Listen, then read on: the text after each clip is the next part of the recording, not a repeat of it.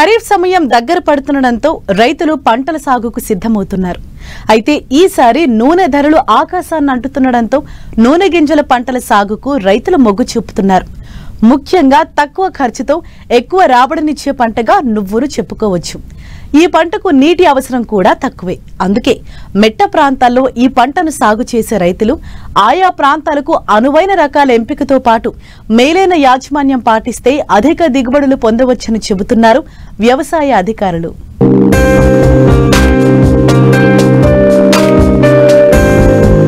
స్వల్పకాలంలో అతి తక్కువ ఖర్చు శ్రమతో చేతికొచ్చే పంట నువ్వు. ఈ పంటను ప్రాచీన కాలం నుండి పండిస్తున్నారు రైతులు. నువ్వు గింజల్లో నూనె 50%, ప్రోటీన్లు 20 నుంచి 25% వరకు ఉంటాయి. తక్కువ సమయం, తక్కువ వనరులతో అధిక నికర లాభాన్ని నువ్వు పంట ద్వారా పొందవచ్చు. ఈ పంటను ఖరీఫ్, రబీలో వర్షాధారంగా పండించవచ్చు. ముఖ్యంగా మెట్ట ప్రాంత రైతులకు ఈ పంట సాగు ఎంతో అనువు. ప్రస్తుతం ఖరీఫ్ సాగు చేయాలనుకునే రైతులు మే 15 నుండి జూన్ 20 వరకు విత్తుకోవచ్చు. అయితే ఆయా ప్రాంతాలకు అనువైన రకాలను ఎంచుకుని సాగులో మేలైన యాజమాన్య పద్ధతులు పాటించినట్లయితే మంచి దిగుబడి పొందేందుకు అవకాశముంటుందని తెలియజేస్తున్నారు నిర్మల్ జిల్లా మామడ మండల వ్యవసాయ అధికారి నాగరాజు. మనకి అతి తక్కువ కాలంలో తక్కువ వనరులతో అధిక ఆదాయాన్ని పంట ఏదంటే నువ్వుల పంటనే. చాలా తక్కువ కాల పరిమితి గల పంట. మనకి పెద్దగా పెట్టుబడి అవసరం లేకుండా అధిక నికర ఆదాయాన్ని ఇచ్చే పంట కాబట్టి మన నువ్వుల మొత్తాన్ని ఎక్కువ మొత్తంలో మన రాష్ట్రంలో ఈసారి ఎక్కువ మొత్తంలో సాగు చేయడం జరిగింది. అలాగే మన నిర్మల్ జిల్లాలో చూసుకున్నట్లయితే మనకి మామడలో ఆల్మోస్ట్ 2742 ఎకరాల వరకు సాగు చేయడం జరిగింది. చూసుకున్నట్లయితే మనకు మొదటగా మనకి పురాతన కాలం నుంచి ఇంట్లో వచ్చే వెరైటీలను వాడకుండా మార్కెట్ లో గానీ లేదనుకున్నట్లయితే మనకి సమీపంలో ఉన్నటువంటి వ్యవసాయ పరిశోధన స్థానాల నుండి మంచి విత్తనాన్ని మనం ఎన్నుకుని సాగు చేసినట్లయితే మనకి దిగుబడిని ఇస్తుందే పాటుగా అధిక నికర ఆదాయాన్ని మనం రైతులు ఆర్జించవచ్చును. చూసుకున్నట్లయితే మనకి నువ్వుల పంట వచ్చేసి మనకి ఎలాంటి నీళ్ళైనా మనకి సాగు చేసుకోవచ్చును. ఇది మనకి వానాకాలంలో గానీ యాసంగిలో గానీ లేదనుకున్నట్లయితే మనకి వేసవిలో కూడా మనకు సాగు చేసుకోవచ్చు. మనకి వానాకాలంలో చూసుకున్నట్లయితే మనకి దీన్ని మే 15 నుంచి జూన్ 20 వరకు మనకు సాగు చేసుకోవచ్చు.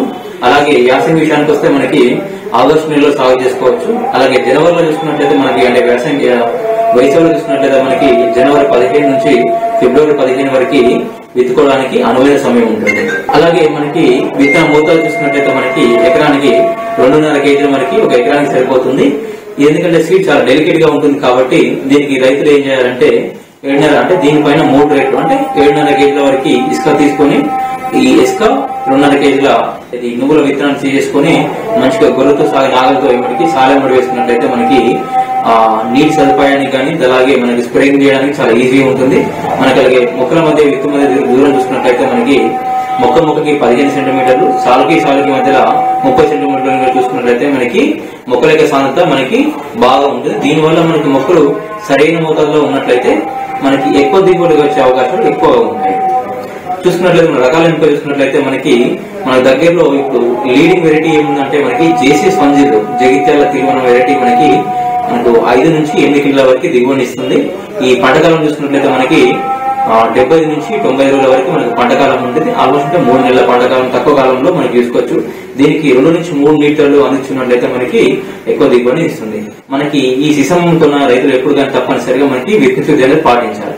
దేనికోసం అన్నట్లయితే మనకి దీనిలో మనకి రసం పిచ్చి పురుగులు కానీ లేకుంటే తెగుల విడదన ఎక్కువ ఉంటుంది కాబట్టి మనకి 30 రోజుల వరకు దీన్ని మనం కాపాడాల్సిన ఆవశ్యకత ఎంతైనా ఉంటుంది. చంట పిల్లల్ని మనం ఎలా కాపాడుకుంటాము ఈ నువ్వుల విషయానికి వస్తే మనకి 30 రోజుల వరకు మనం ఎక్కువ మొత్తంలో కాపాడుకోవాలంటేను కంపల్సరీగా విచ్ఛుద్ధి చేయాలి. ఈ విచ్ఛుద్ధి కానీ మనకి పురుగుల నివారణ కోసం వచ్చినట్లయితే మనకి ఇమిడాక్లోప్రిడ్ 0.5 ml లీటర్ నీటి కలుపుకొని విచ్ఛుద్ధి చేసుకోవాలి. అలాగే మ్యాంకోజెబ్ కానీ లేకుంటే కార్బనిజం కానీ మనకి 2.5 గ్రాములు లీటర్ నీటి కలుపుకొని విచ్ఛుద్ధి చేసుకున్నట్లయితే మనకి 30 రోజుల వరకు పురుగుల నుండి కానీ తెగుల నుండి కానీ మనం సమర్థవంతంగా ఈ నువ్వులను మనం కాపాడుకోవచ్చు.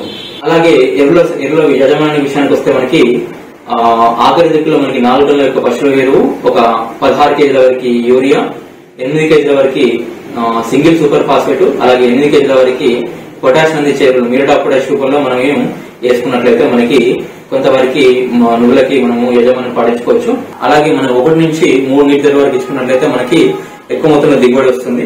రైతులకు ఇంకొకటి గమనించాల్సిన విషయం ఏంటంటే, ఈ నువ్వుల విషయానికి వస్తే బాగా ఎండిన తర్వాత మనకంటే కోతకు వస్తే దానివల్ల మనకి ఏదైతే నువ్వుల గింజలు చుట్టుపోయే అవకాశం ఉంటుంది. కావున పక్వానికి వచ్చే ముందు చూసుకున్నట్లయితే మనకి గోధుమ రంగు నుంచి పసుపు రంగు నుంచి గోధుమ రంగు ఎప్పుడైతే మారుతూ ఉంటాయో ఆ గింజలు మారిన వెంటనే మనము కోసేసుకొని ఒక కుప్పలాగా చేసేసుకొని హార్వెస్టింగ్ చేసుకున్నట్లయితే మీకు ఎక్కువ మొత్తంలో మనకి దిగుబడి ఇచ్చే అవకాశాలు ఉంటాయి.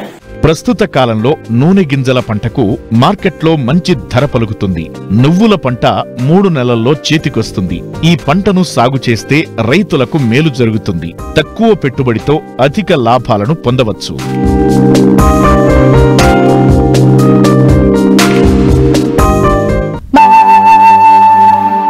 ఇటీవల కొంతమంది మహిళలు ప్రకృతి వ్యవసాయంలో ట్రైనింగ్ పొంది ఆదర్శ రైతులుగా మారారు.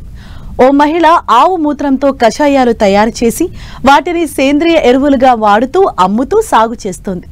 మరో మహిళ 6 ఎకరాల కొబ్బరిలో అంతర పంటలను సాగు చేస్తోంది. ఇంకో మహిళ పాడి పశువులతో పాటు కోళ్ల పెంపకం చేపట్టి మంచి ఆదాయం పొందుతూ ఆదర్శ మహిళా రైతులుగా నిలుస్తున్నారు.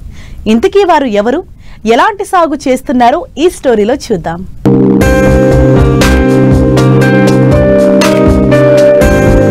మన దేశంలో ఉద్యోగాలకు కొరత లేదు. చేసేవారికి అనేక రకాల ఉపాధి అవకాశాలు ఉన్నాయి. సరైన స్కిల్ ఉన్న యువత దొరకడం కష్టమైపోతుంది. అలాగే వ్యవసాయంలో కూడా ఇలాంటి పరిస్థితి నెలకొంది. అయితే తగిన ట్రైనింగ్ ఇస్తే అద్భుతాలు చేయవచ్చని నిరూపిస్తున్నారు అనకాపల్లి జిల్లా కాసింకోట మండలం సుందరయ్యపేట గ్రామం మహిళలు. ఇక్కడి మహిళలు సాగు చేస్తున్న ప్రకృతి వ్యవసాయ పంటలు అనేక మంది రైతులకు స్ఫూర్తినిస్తున్నాయి. వీరి దిగుబడులు కొనడానికి వినియోగదారులు పోటీ పడుతున్నారు. ప్రకృతిని కాపాడుతూ ఆరోగ్యకరమైన పంట దిగుబడుల సాగులో వీరు సాధించిన అనుభవం ఇతరులకు పాఠంగా మారింది. ప్రకృతి వ్యవసాయ వనరులు కేంద్రం పెట్టుకొని నా విలేజ్ లో అందరికీ కూడా కషాయాలు, ద్రవణాలు రైతులు వచ్చి ఆర్డర్ ప్రకారంగా తీసుకొని వాడడం జరిగేదండి. గత 3 నెలల క్రితం నేను ద్వారకా తిరుమలలో నాకు ట్రైనింగ్ ఇవ్వడం జరిగిందండి. జిల్లా మొత్తానికి ఇప్పుడు కషాయాలన్నీ నేను అందజేయడం జరుగుతుందండి. నేమాస్త్రం, ద్రవజీవామృతం ఇలాంటివి తయారు చేయడానికి ఫోన్ చేస్తున్నారండి. ఆర్డర్ ప్రకారంగా వాళ్ళ దగ్గరికి వెళ్ళి మేము తయారు చేయడం జరుగుతుందండి. సీడు వచ్చేసండి మేమే వాళ్ళకి ఇస్తామండి. మనం సొంతంగా తయారు చేసుకుంటామండి. దేశ రక విత్తనాలు తీసుకొని మేము తయారు చేసుకొని ఆర్డిఎస్ విత్తనాలు కానీ పిఎండిఎస్ విత్తనాలు కానివ్వండి మేము తయారు చేసుకొని వాళ్ళకి ఇవ్వడం జరుగుతుందండి. మా రైతులకి వాళ్ళు వేసిన తర్వాత మళ్ళీ వాళ్ళ దగ్గర మేమే కొనుక్కుంటామండి. కొనుక్కొని అలాగా మేము సీడ్ని డెవలప్మెంట్ అనేది చేసుకుంటున్నామండి. ఇప్పుడు రానున్నదండి పిఎండిఎస్ విత్తనాలు 30 రకాల విత్తనాలు వేయాలండి. మేము ప్రజెంట్ పండించిన కూరగాయలండి రైతులు ఆకుకూరలు పండిస్తామండి. ముల్లంగి, బీట్రూట్, క్యారెట్, క్యాబేజీ, పచ్చిమిర్చి ఇలాంటివన్నీ కూడా ఒక 30 రకాల పంటలు వచ్చేటట్టు ఏటీఎం మోడల్గా మా కేడర్ మేము పండిస్తూ మా మోడల్ చూసి మా రైతు కూడా మారేటట్టు మేము అలా తయారు చేపిస్తున్నామండి. ఆ కూరగాయల్లో కూడా టమాటో, వంగ, మిర్చి, ఉల్లి ఇలాంటివన్నీ పండించడం జరుగుతుందండి. జీడు మామిడి అండి, నెక్స్ట్ జీడు మామిడి కూడా వేస్తామండి. వరి పొలాలు, రాగులండి, రాగులు కూడా బాగా వేస్తారు మా వాళ్ళు. పప్పు దినుసుల్లోని పెసలు, మినువులు, బొబ్బర్లు, గంట్లు, సోళ్ళు ఇలాంటివన్నీ కూడా బాగా పండిస్తామండి. ఆ పండించిన కూరగాయలని పట్టుకెళ్ళి కలెక్టర్ ఆఫీస్లో ప్రతి సోమవారం పట్టుకెళ్ళి అమ్మడం జరుగుతుంది. అలాగే గవర్నమెంట్ వాళ్ళు ఎక్కడైనా అఫీషియల్ ప్రోగ్రామ్ పెట్టినప్పుడు కూడా మా ప్రకృతిక వ్యవసాయంగా పండించిన కూరగాయలన్నీ కూడా పట్టుకెళ్ళి అక్కడ పెట్టి వాళ్ళకి అందజేయడం జరుగుతుందండి.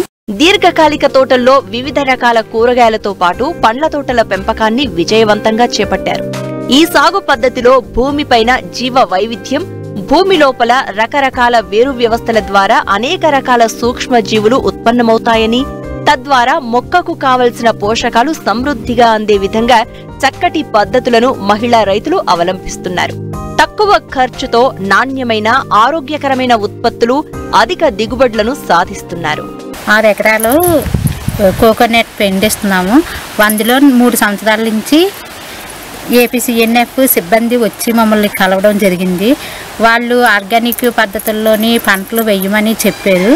వాళ్ళు చెప్పినట్టుగానే సొరకాయ, వంకాయ, టమాటా, మిరప, మిర్చి, ఈ తీగ జాతులు ఇటువంటివి మేము వేసుకుంటున్నాము. 365 రోజులు కిచెన్ గార్డెన్ కింద వేసుకుంటున్నాము. అందులో కోకోనట్లో అంతటి పంటల కింద పసుపు, అల్లము ఇవి కూడా వేసాము. దానికి సరిపడా ఆవుని కూడా కొనుక్కున్నాము, నాటు ఆవుని. ఆ మూత్రంతోనే మేము తయారు చేస్తున్నాము. చిరుధాన్యాలని 30 రకాలు వేసేవాళ్ళమండి. మేము బయటికి వెళ్ళి వేయకుండా ఆవుల మేతకి కూడా అదే కోసి వేసేవాళ్ళమి. అది పంట కూడా వచ్చేది. మా ఇంటికి వచ్చే వరకు ఇదంతా వారానికి ఒక 500 అయితే కానీ మా ఇంటికి వచ్చి సరిపోయేవి కాదు. అలాంటిది ఈ ఉపాయం తోసిన కాడి నుంచి మా ఇంటికి వచ్చి మొత్తం మిగిలింది. మళ్ళీ ఆవుని మేపుకోవడం వల్ల పాలుకొచ్చి మిగిలింది. అదే ఏ టయానికన్నా కూరగాయలు లేవు అన్న మాట అయితే మాకు ఇప్పుడు వరకు లేదు. మొదటగా మేము తినగా ఉన్నాయి కూడా కూరగాయలు తీసుకెళ్ళడం కలెక్టర్ ఆఫీస్లో వారానికి ఒకసారి అవి ఎలా ఉంటాయో తీసుకొని వెళ్ళి వాళ్ళకి అమ్మడం కూడా ఎక్కువ ఖరీదు అయితే అమ్ముతున్నాం సార్. దానికి తగ్గ ఫలితం అయితే మాకు కనిపించింది. ఇప్పుడు వరకు మేము కోకోనట్ వేసి ఇంత పంట తీయాలి, ఇంత చెయ్యాలన్న విషయం అయితే మాకు తెలియదు. వీళ్ళు వచ్చి చెప్పగానే భూమిని ఖాళీ లేకుండా ఇంత పంట పండించుకొని ఇలా తినడం వల్ల మా ఇంట్లోని ఒంట్లో ఆరోగ్యంగా ఉన్నారు. మా పిల్లలేటి మేమేటి అందరం ఆరోగ్యంగా ఉన్నాం. మేము 1 ఎకరా పొలంలో గడ్డి వేసుకొని 6 నాటావులు మేపుకోవడం జరుగుతుంది సార్. అది కూడా ఆర్గానిక్తోనే చేస్తున్నామండి. గడ్డికి పిండాట వేయలేదండి. వాటితో వచ్చిన గడ్డిని తీసి ఆవులకి కోసేస్తున్నాం. పాలు కూడా లీటర్ 70 రూపాయలకు అమ్ముతున్నామండి. మిగిలినవి కొన్ని పాలు తీసుకొని మేము వెన్న తీసి నెయ్యి కూడా అమ్మడం జరుగుతుందండి. ఆవు మూత్రం, ఆవు పేడ కూడా మేము కషాయాలకి ఇవ్వడం జరుగుతుందండి. దాంతోపాటు ఎకరా పొలంతో ఈ ఆవులు, కోళ్ళు 4 రకాల కోళ్ళు మేపుతున్నామండి. ఒకటి తడికేల కోడి, ఒకటి చైనా కోడి, ఒకటి గిన్నె కోడి, నాటుకోళ్ళు మేపుతున్నామండి. దాంతో వచ్చిన ఆదాయం మాకు సరిపోతుందండి. ఈ ఆవులది ఆదాయం వేరేగా సరిపోతుందండి. కోళ్ళు కూడా కనీసం పెట్ట అయితే 1500 అమ్ముతున్నాం, పుంజ అయితే 2000 దాకా అమ్ముతున్నామండి. నాకు ఒక అరెకరా పొలం ఉంది సార్. అరెకరా పొలంలోని అన్ని రకాల ఫ్రూట్స్ వేసుకోవడం జరిగింది. అన్ని రకాలంటే సపోటా, అలాగే బొప్పాయి, పైనాపిల్, వాటర్ యాపిల్, జంబో నేరడి, జీడి, మామిడి, అలాగే 4-5 రకాల ఫ్రూట్స్ మొక్కలు అనేవి వేసుకున్నామండి. మా పద్ధతిలో మాకు ఏపీసీఎన్ఎఫ్ స్టాఫ్ అనేది ఇక్కడికి రావడం జరుగుతుందండి. మేము గత 3 సంవత్సరాల నుంచి ఇదే ప్రాజెక్ట్ మీద వర్క్ చేసిన స్టాఫ్ ఉన్నారండి, ఆర్వైఎస్ఎస్. ఆ స్టాఫ్ వాళ్ళు వచ్చి కషాయాలు, ద్రావణాలు ఎలా స్ప్రే చేయాలనేది చెప్పడం జరుగుతుందండి. వాళ్ళు చెప్పినట్టుగానే మేము ఇక్కడ పండించడం జరుగుతుంది సార్. అలాగే జామకాయలు వచ్చేసి కేజీ 50 రూపాయలు బయట అమ్ముతున్నారండి. మా ప్రకృతి పద్ధతిలో పండించిన జామకాయలు కేజీ 70 రూపాయలు అనేది అమ్మడం జరుగుతుందండి. అలాగే ఇంకా కొన్ని అందుబాటులోకి రావాల్సినవి కూడా ఉన్నాయండి. అవి పూత దశలో ఉన్నాయి. వాటికి కోడిగుడ్డు, నిమ్మద్రావణం అనేది స్ప్రే చేయమని ఇచ్చారు. అలాగే పుల్లటి మజ్జిగ కషాయం కూడా స్ప్రే చేసామండి. అవి చేయడం వల్ల పూత అనేది చాలా బాగా వచ్చిందండి. అదే విధంగా మేము ఇక్కడ వేసుకున్న ఫ్రూట్స్ మొక్కల అరెకరంలో కూడా ఘనజీవామృతం వేసుకుంటాం. అలాగే కషాయాలు, ద్రావణాలు కొట్టే మేము ఇలా పండించుకుంటున్నాం సార్ అరెకరాలు.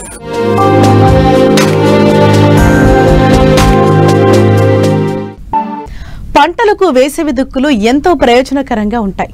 చాలా మంది రబీ పంటలు కోయగానే పొలాన్ని అలానే వదిలిస్తారు. మళ్లీ తొలకరితోనే ఖరీఫ్ కి సన్నద్ధమవుతారు. చినుకులు పడగానే దుక్కులు దున్నడం మొదలెడతారు. అలా కాకుండా వేసవిలోనే దుక్కులు దున్నడం వల్ల చాలా ప్రయోజనాలుంటాయని తెలియజేస్తున్నారు ఖమ్మం జిల్లా వైరా కృషి విజ్ఞాన కేంద్రం శాస్త్రవేత్త ఫణిశ్రీ.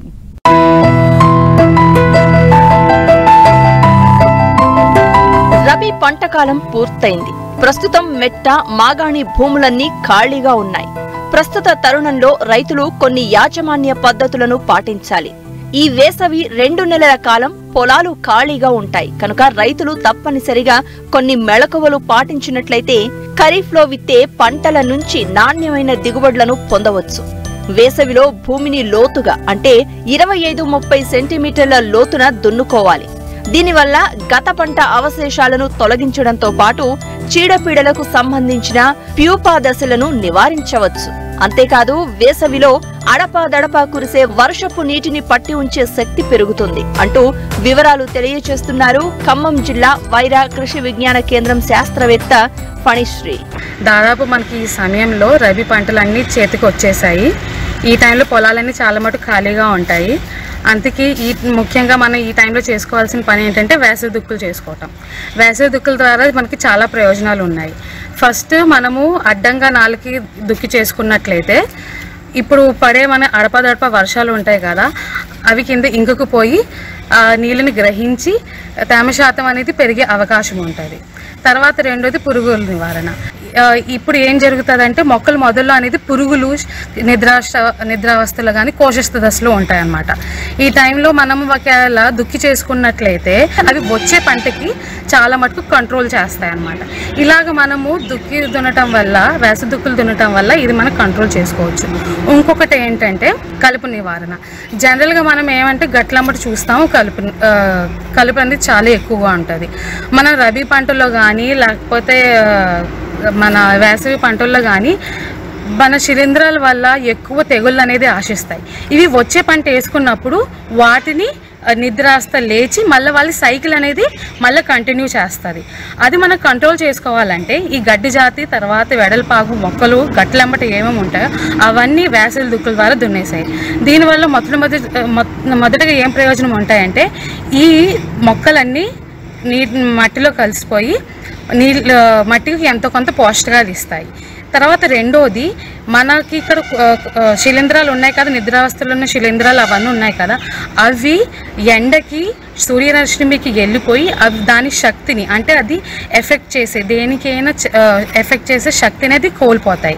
ఇది రెండో ప్రయోజనం. తర్వాత ఇప్పుడు వచ్చే కాలువలు ఈ టైంలోనే మనము నీళ్లు వదిలే కాలువలు కూడా చాలా మటుకు క్లీన్ చేసుకోవాలి.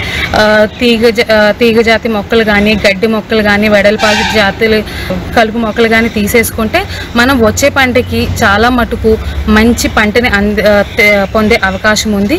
తర్వాత శిలీంధ్రాలు కానీ, పురుగులు కానీ అవన్నీ కంట్రోల్ చేసుకునే అవకాశం ఉంది. కాబట్టి ఈ విధంగా వేసవి దుక్కులు అనేది చాలా మటుకు మనకి ఉపయోగపడతాయి.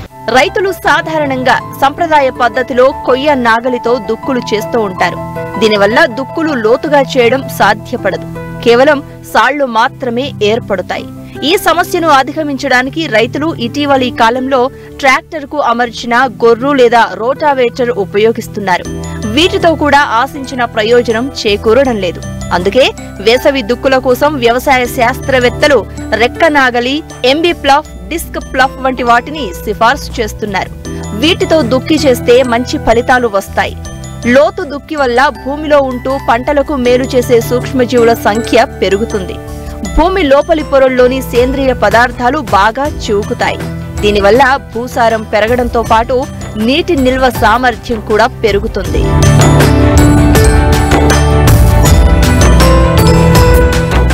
మట్టి మనిషి కార్యక్రమంలో సంక్షిప్త వార్తలు ఇప్పుడు చూద్దాం.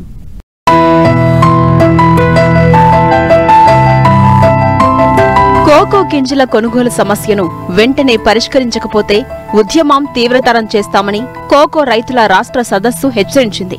గురువారం ఏలూరు జిల్లా పెదవేగి మండలం విజయరాయి గ్రామంలో ఆంధ్రప్రదేశ్ కోకో రైతుల సంఘం ఆధ్వర్యంలో రాష్ట్ర సదస్సు నిర్వహించారు. ఈ సదస్సులో కోకో రైతుల సమస్యలపై చర్చించి తీర్మానాలు ఆమోదించారు. ఏలూరు, పశ్చిమ గోదావరి, తూర్పు గోదావరి, కోనసీమ, కృష్ణా, ఎన్టీఆర్, ఇతర జిల్లాల నుంచి పెద్ద సంఖ్యలో కోకో రైతులు ఈ సదస్సుకు హాజరయ్యారు. వందలాది మంది రైతులు ఇవాళ ఈ సదస్సుకు హాజరయ్యారు. ప్రధానంగా కోకో రైతుల్లో చాలా ఆవేదన, ఆందోళన కూడా ఉన్నది. ఎందుకంటే రైతు గత సంవత్సరం నుంచి కష్టపడి పండించిన పంటని ఇవాళ కోకో గింజల్ని కంపెనీలు సరిగ్గా కొనుగోలు చేయడం లేదు. అన్సీజన్ బీన్స్ అసలు కొనుగోలు చేయకపోవడం వల్ల ఇవాళ రైతుల దగ్గర నిల్వ ఉండిపోయిన పరిస్థితి ఉన్నది. అయితే కంపెనీలు రోజు సిండికేట్గా మారి రైతుల దగ్గర గింజలు కొనుగోలు చేయకపోవడం వల్ల గత సంవత్సరం కిలో గింజలకి 140 రూపాయల పైగా ధర వస్తూ ఉంటే ఈరోజు అన్సీజన్ బీన్ని 200 కిలోకి 200 రూపాయలు, 240 రూపాయలు ఇస్తూ ఉన్నారు. సీజన్ బీన్స్ కూడా 500, 550, 600 మించి ధర ఇచ్చే పరిష్కారం పడట్లేదు. దీనివల్ల లక్షల రూపాయలు పెట్టి కౌలుకు తీసుకున్నారు. పెట్టుబడులు కూడా విపరీతంగా పెరిగిపోయినాయి. ఈ నేపథ్యంలో రైతులను ఆదుకోకపోతే కోకో రైతులు వాళ్ళు తీవ్రంగా నష్టపోయే పరిస్థితి ఉంటుంది, అప్పులు పాలయ్యే పరిస్థితి ఉంటుంది. మరి ఇట్లాంటి పరిస్థితుల్లో ప్రభుత్వం జోక్యం చేసుకోవాల్సిన అవసరం ఉంది. మేము మార్చి 6వ తారీఖునే ఏలూరు కలెక్టరేట్ ముందు మహాధర్నా నిర్వహించాం. ఇవాళ అధికారులు మాతో చర్చలు జరిపారు, కానీ ఇంతవరకు పరిష్కారం మాత్రం చూపలేదు. దీనివల్ల కోకో రైతులు తీవ్రంగా నష్టపోతా ఉన్నారు. ఇప్పుడే కంపెనీలు ఇవాళ ఒకవైపు ఎంత కొంటాయో కూడా చెప్పకుండా రైతుల దగ్గర గింజలు కొనుగోలు చేయకుండా రోజు రోజుకి రేటు తగ్గించి వేస్తూ కొద్ది మాత్రం కొనుగోలు చేస్తూ ఇవాళ రైతులను ఇబ్బంది పెడుతున్న పరిస్థితి ఉన్నది. ఉంది. కాబట్టి ప్రభుత్వం వెంటనే ఈ విషయం మీద జోక్యం చేసుకోవాలని చెప్పేసి మేము కోకో రైతుల సంఘం తరఫున ప్రభుత్వాన్ని కోరుతా ఉన్నాం. వెంటనే కంపెనీలు కొనుగోలు చేసే విధంగా చర్యలు తీసుకోవాలి. రెండోది అంతర్జాతీయ మార్కెట్కు అనుగుణంగా ఇవాళ ధర చెల్లించే విధంగా చర్యలు తీసుకోవాలి. అంతర్జాతీయ మార్కెట్లో 700 రూపాయలు ఉంది, దాన్ని దిగుమతి చేసుకుంటే దాదాపు 850 రూపాయల నుంచి 900 రూపాయలు అవుతుంది. కాబట్టి ఆ పద్ధతుల్లో కనీసం కిలో గింజలకి 850 రూపాయల నుంచి 900 రూపాయలు ఇచ్చే విధంగా చర్యలు ఉండాలి. రెండోది అంతర్జాతీయ మార్కెట్ నుంచి ఇవాళ ఇతర దేశాల నుంచి దిగుమతులు చేసుకుంటా ఉన్నాం. ఈ దేశానికి కావాల్సిన కోకో గింజల ఉత్పత్తులు ఇక్కడ 20% మాత్రం ఉత్పత్తి జరుగుతూ ఉన్నది. 80% గింజలు ఇతర దేశాల నుంచి దిగుమతి చేసుకుంటా ఉన్నాం. మరి ఇట్లాంటి పరిస్థితుల్లో ఇక్కడ సప్లై డిమాండ్ అంటున్నారు. ఇక్కడ డిమాండ్ ఉన్నది, డిమాండ్ ఉన్నా సరే ఎందుకు ధర తగ్గుతుందో కూడా రైతులకు అర్థం కాని పరిస్థితి ఉన్నది. విదేశీ కోకో గింజల దిగుమతులు నిలుపుదల చేసి ఇక్కడ రైతుల దగ్గర ఉన్న కోకో గింజల్ని సరైన ధర ఇచ్చే విధంగా, కొనుగోలు చేసే విధంగా ప్రభుత్వాలు చర్యలు తీసుకోకపోతే కోకో రైతుల పోరాటాన్ని, ఆందోళనని మరింత ఉధృతం చేస్తామని చెప్పేసి ఈ సదస్సు తరపున ప్రభుత్వాన్ని మేము తెలియజేస్తా ఉన్నాం.